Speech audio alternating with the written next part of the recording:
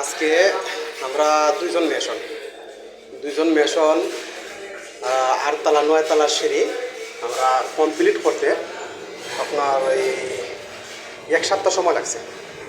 দুইজন মেশনে ওই আজকে শেষ করছি। সিঁড়িটা কমপ্লিট করতে 1 সপ্তাহ সময় লাগছে। তো আমরা দুইজনের সাথে দুজন লেবার আর দুজন মিস্ত্রি। তো এই দুইজন মিস্ত্রির বেতন আর লেবারের বেতন মিলিয়া হয়তো বাংলার 80,000 টাকা আইছে 1 সপ্তাহে। বাংলার 80,000 টাকা আইছে আমরা মজুরি, কিন্তু মালিকে লাভ করবো প্রায় 2 লাখ টাকা। আমরা দিছে 80,000 আর মালিকে লাভ করবো 2 লাখ।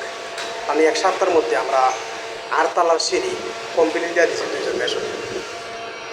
কাজও করছি, খুব দ্রুত কাজ করছি, যার কারণে শেষ হয়ে গেছে। তো কীরকম হইলো আপনারা একটু কমেন্টে জানাইবা সবাই যে কাজটা কেমন হইল।